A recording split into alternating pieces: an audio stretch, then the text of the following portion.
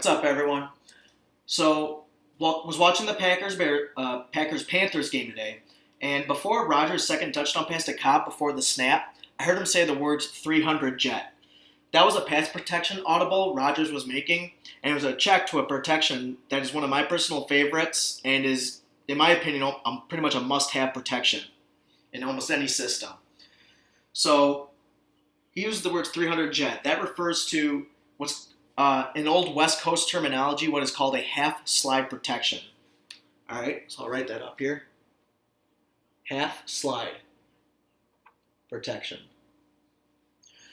So in a half slide protection, half of your offensive line, which is your center and one side of the line, is going to slide one direction, while the other side of the line is where your running back is going to go, and the lineman to that side.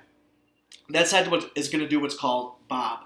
B-O-B, big on big, back on backer. The running back will take linebackers to that side, and the lineman will take the defensive lineman to that side.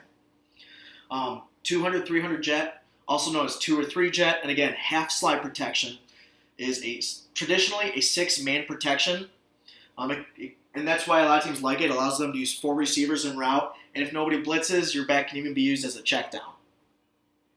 So let's look at what happened here in the game. You have the GIF running over there on the left side of the screen. So when you get the 200, 300, or the 2 or 3, indicates the direction. Evens to the right, odds to the left. So if it was a 200 jet or 300 jet, or if it was a 200 jet, the back would go to the right, and the right side of the line, the right guard and tackle, would block big on big. And the left side of the line would slide to the left. If it was 300 jet, which is what Aaron called, the back is going to go left, while the center, right guard, and right tackle slide right. So here's how it sets up. When you call 300 jet, the back knows he's coming here. He knows pre-snap he's looking for this linebacker to come.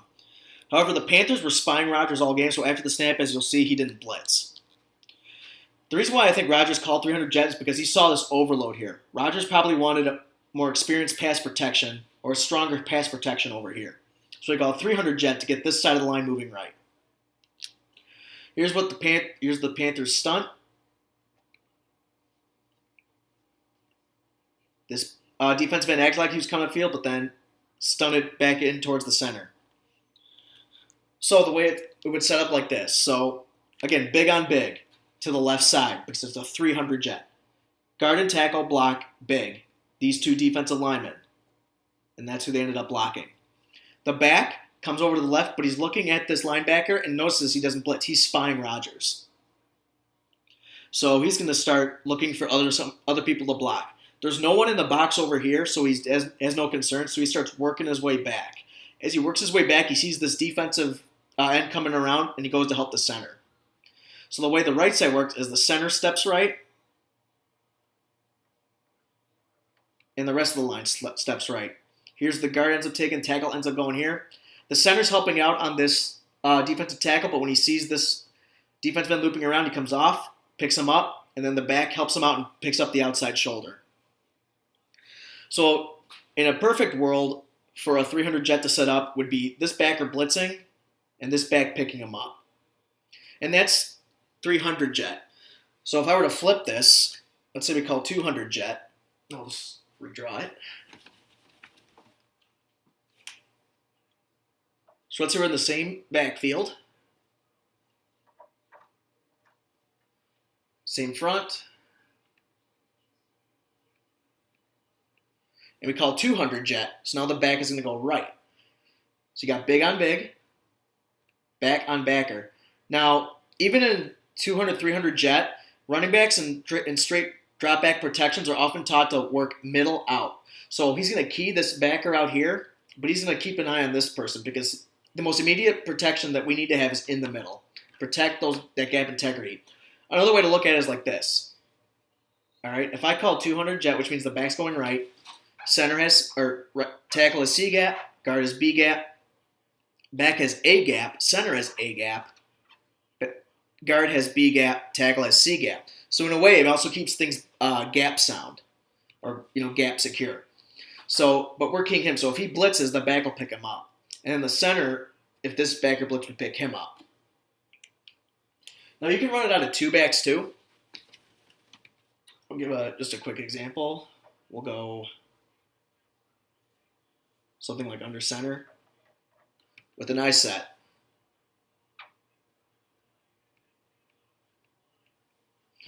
So again, it's a six-man protection. Let's say we're running the fullback out, and we know from watching film that this backer will go with him for whatever reason. He's covering the flat, he's man coverage, something like that. So now you're down to six guys. All right. Well, let's call two jet. All right. So back's gonna go right, big on big. There's only one defensive lineman, so the tackle will take him. And in this case, since there's only one lineman to this side, but there is a nose guard that the center might want help with, this right guard will join the slide. So depending on the front, your guard could also, the guard to the play side or to the 2 or 3 side could also be in the slide. All right? So guard helps here. So they'll double team the nose, but the center will keep this A gap protected as well. Backside B gap, backside C gap. You could also run it with two backs in protection. So let's say we know this guy wants to blitz. You could keep your fullback in the block. You can make it a call to keep your second back in. Now, if there's an overload, let's say you're calling a true six-man. All right, this guy's threatening the blitz. Again, we're running two jet here, so we're going to tailback right, fullback's en route. Now, let's say you have an overload. You have 7 defenders and 6 blockers.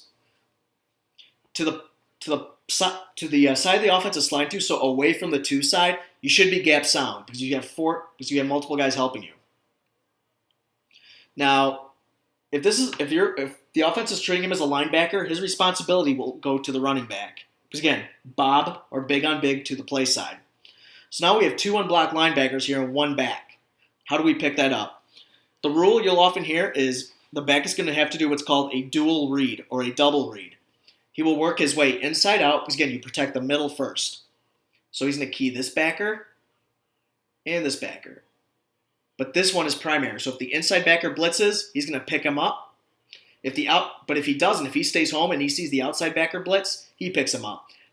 Backs have got to have wide eyes and pass protection to do this. Now, if both blitz, the offense is outnumbered. So there's nothing the back can do about it. He can't block both. So he has to pick the middle one. He always takes the middle. Always block middle first. All right? So, and then the rule is you can tell the quarterback, you either have to be smart and see that and make a play, or they'll have a back become hot or turn himself into a hot route. So if he dual reads and sees both are coming, he might run out there and scream to your quarterback, hot, hot, hot, fire, fire, fire, something like that. Tell the quarterback to dump it off to him because he can't help, and the offensive line is outnumbered in pass protection. All right. So that's, again, half slide protection, also in West Coast terminology known as 200 and 300 jet. It's a 6-man slide protection. Back goes play side, Bob to the play side, offensive line slides backside. All right. Hope you enjoyed.